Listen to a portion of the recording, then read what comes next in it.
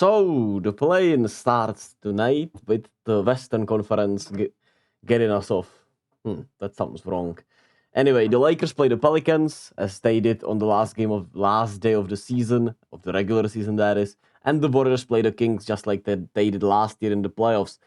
And here are my official predictions for that. Then we'll do our first playoff bracket, which I'll redo once the playoffs, are actually set. But I want to, do my first just vibes picks, I suppose. Anyway, normally I would pick the Lakers because obviously they have, I would say, the mental edge over the Pelicans. LeBron and AD have been playing incredible and have looked healthy, and as healthy as LeBron has ever been. He's been playing awesome. Obviously, they don't rely on the three-point line, which the Pelicans do defend really well. And the Lakers don't rely on it, which is once again a good advantage for them. LeBron can do whatever he wants, and LeBron and AD is one hell of a duo against Zion, who relies on his, drives and doesn't have a polished mid-range game yet. So, my basketball brain says the Lakers, and I think I would pick them in most cases, but everyone's picking the Lakers, and it seems so obvious they're gonna win. I don't know, man. I feel like the Pelicans could get hot from the three-point line. Maybe Zion exercises his demons against LeBron and AD the last time the Pelicans got embarrassed by them. They bounced back in the next game against them, even though overall they are in the regular season 1-3 or 1-4 against them. So I actually think the Pelicans are gonna win tonight. A lot of it is based on vibes, but obviously it's tough with integrating Brandon Ingram back, who was hurt for the last, 3 weeks or so. Now, Zion, of course, against AD and LeBron, like I said, against that front line, it's a little rough. But I don't know, I just have this feeling that the Pelicans will win. And then in the Lakers-Warriors game, I talked about it yesterday, I'm picking the Warriors. I just think even with how weird the Warriors have been, they have been playing better than the Kings have been lately. They have the better vibes lately still, and they have the experience. They won Game 7 in Sacramento last year. So I think the Warriors will get it done, and we'll have a Lakers-Warriors elimination game that I think, honestly, in LA, I think the Warriors would actually win and Lakers would be eliminated. Which I think would be hilarious. But that's maybe just a Laker hating brain in me. Anyway, obviously I could see that game going either way because all games have been pretty much. I'm not sure if any game the Warriors and the Lakers played, either team has been fully healthy, and all have been fairly close. Probably the closest thing we had to a Warriors Lakers healthy game was that double overtime game, right? Where it was the LeBron game winner. I'm not sure Draymond played in that game. I'm pretty sure he did not. So it would be a tough battle, but I think the Warriors owe the Lakers from the playoffs. So maybe it could happen, but with that said, it's more realistic that the Lakers win tonight and then the Pelicans destroy the Warriors because they're a bad matchup for us. Nonetheless, we'll see. But I want to believe it. I think basketball-wise, the Warriors, even though they don't match up as well against the Lakers with Trace Jackson Davis and Draymond now playing, Kuminga being back, I think they have a solid matchup against them. Obviously, with AD, it's going to be a lot different, but it's a winnable matchup for them. So I don't think I'm, being too crazy, even though the Lakers have the biggest ceiling of all these teams, probably. When healthy, I think in a one and done situation, even though they have the experience and they have LeBron, obviously, and they have been playing great, I don't know, man. That's the hater in me, I guess. I'm just picking the Pelicans and the Warriors to be 7-8. Right now, look, the Lakers probably win tonight, right? And the Kings win tonight, and it's done. Who knows? But I just have these feelings about the Pelicans tonight, and I think we're gonna beat the Kings. And then I'll see about the Warriors Lakers game afterwards, really. how the games went, right? If that happens, at the end of the day, it's hypotheticals anyway, right? It's our perspectives. Nonetheless, I'm just giving you mine. And that is that. And now let's try to do the pick and challenge. As much as I would love to pick any of these teams to beat the Thunder, I just feel good about the Thunder winning this series. The question is in how many games.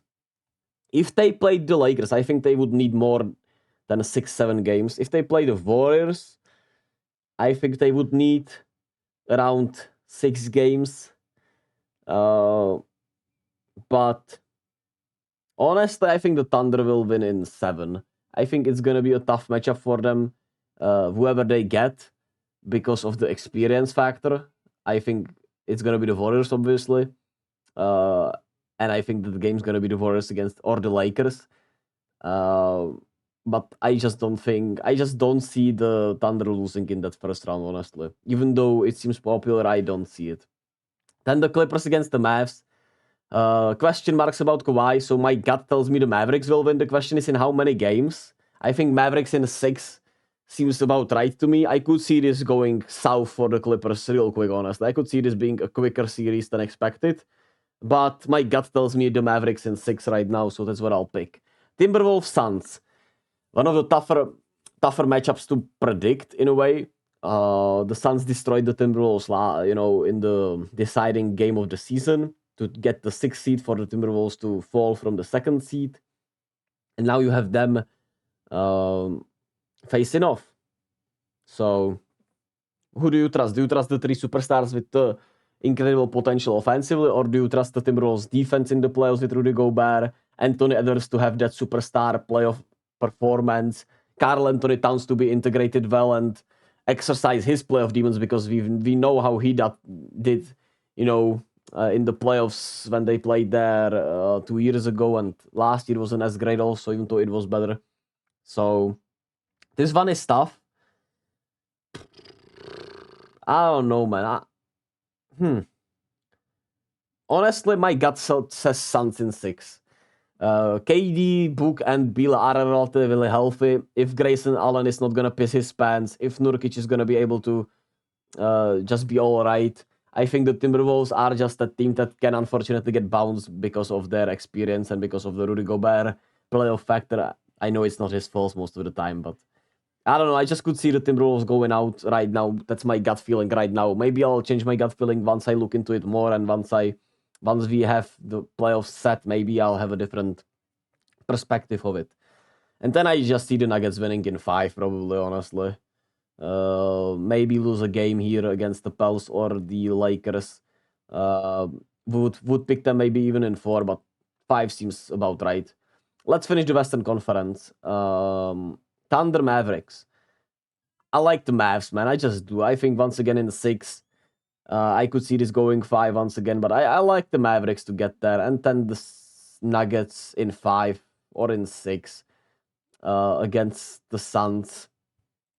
My gut says 5, so I'm gonna go with the Nuggets. And then I think this will go in 7 for the Denver Nuggets. But I think this would be an incredible series. The Mavs have been awesome with their additions. Their defense has been great. Luka obviously is a great playoff performer. Kyrie has been playing well, has been healthy, and they've been playing off of each other so well. The role players have stepped up tremendously in Derrick Jones Jr., in Derek Lively, Daniel Gafford, PJ Washington. My biggest question mark for the Mavs is Tim Hardaway Jr. and how much they're going to use him and play him. While obviously for the Nuggets, it's overall the depth of the team.